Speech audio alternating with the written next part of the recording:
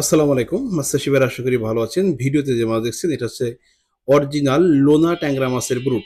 এই ভিডিওর মাধ্যমে আপনাদেরকে বলতে চাই যে লোনা ট্যাংরা মাছের সবচেয়ে মহিলা মাছটা বেশি বড় হয় এবং পুরুষ মাছটা কিন্তু তুলনামূলক ছোট হয়। যদি আপনি পুকুরে রেণু ফেলে ছাঁকনি করে মাথার মাছটা কালচারে দিতে পারেন তাহলে কিন্তু আপনি নিশ্চিত লাভ করবেন।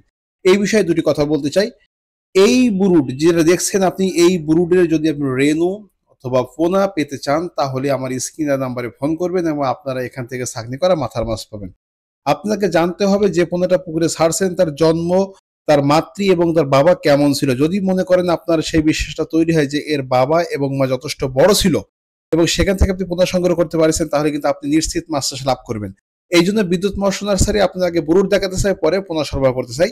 এটা একটা ফিমেল বা মহিলা মাছ। দেখুন মাছটা প্রায় ইঞ্চিতে প্রায় 7 ইঞ্চির কাছাকাছি।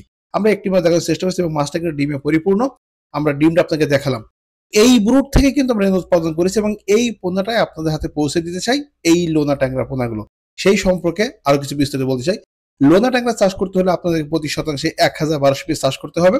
আমরা পুকুরে রেণু ফেলেছি, রেণু ফেলার পরে পোনাটা নিয়ে এসে আমাদের হাঁপায়ে রেখেছি কন্ডিশনিং করার জন্য, যেহেতু আমাদের মাছগুলো দূরে ক্যারি করতে হয় এবং আমরা সমস্ত মাছ এক জায়গায় করে এখান থেকে মরা মাছ এবং অযাচিত পোনাগুলো ফেলে দিয়ে শুধুমাত্র নিরেট খাঁটি পোনাটাই অর্থাৎ লোনা ট্যাংরাটাই কিন্তু আমরা আপনার হাতে পৌঁছে দিয়ে থাকি।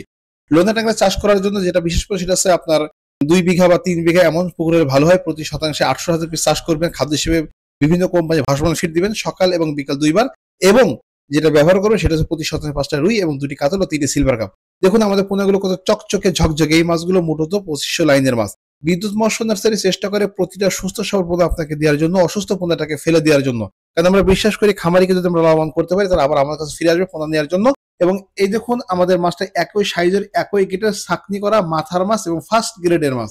এই ফার্স্ট গ্রেডের মাছ দেওয়ার জন্য আমাদের 2 টাকা বেশি আপনার কাছ থেকে দিয়ে থাকেন, আমাদের খরচটা তুলনামূলক বেশি হয়। দেখুন আমরা কিন্তু এই মাছটা এক জায়গায় করে ফেললাম, এক জায়গায় করার পরে আমরা ডিজিটাল মেশিনে মাপছি আমাদের পয়েন্টে। আমাদের পয়েন্ট থেকে মাছটা মেপে কিন্তু শেষ না, আমরা কিন্তু খামারি পয়েন্টে যে মাছ মেপে দিই। তো দেখুন এই আমরা মাছটা মেপে নিচ্ছি, মেপে নেওয়ার পরে আমরা আমাদের এই পোনা চকচকে ঝকঝকে পোনাটা জাস্ট আমরা আবার খামারি পয়েন্টে আমরা হাজির হয়ে গেলাম। এবং খামারি পয়েন্টে যাওয়ার পরে কিন্তু যে কাজটা হয় সেটা হচ্ছে খামারি কিন্তু তার নিজের ইচ্ছা মতো পোনাগুলো মেপে নিতে চাই। এক্ষেত্রে কিন্তু আমাদের কোনো বাইন্ডিংস বা বাধ্যবাধকতা না। আমার কাছে কথা হচ্ছে আপনার পয়েন্টে আমি মাছ নিয়ে যাবো, নেওয়ার পরে আপনি আপনার মতো করে মাছটা মেপে নেবেন। এই হচ্ছে আমার পয়েন্টের মাপ। এবং খামারি পয়েন্টে আমি পৌঁছে গেলাম। পৌঁছে যাওয়ার পরে দেখুন কি হলো, খামারি মাছটাকে সুন্দর করে নেটের মধ্যে নিয়ে যতক্ষণ পর্যন্ত পানি আছে পানি ফেলে দিয়ে উনি নিজে খামারি নিজে দাঁড়িয়ে আছে, নিজে থেকে মাছটা মেপে নিচ্ছে। এবার দেখুন 15 মিটার মাছ দিল 10 কেজি 840 গ্রাম এবং মাছটা মাপার পর পুকুরে ছেড়ে দিয়েছে। দেখুন এটা খামারি পুকুরের কথা বলছি। দেখুন সুস্থ সবল বা চঞ্চনে ঝকঝনে, এটাই আমাদের বিদ্যুৎ মৎস্য নার্সারি। আশা করি বুঝতে পারছেন। দেখা হবে অন্য ভিডিওতে। আল্লাহ হাফেজ।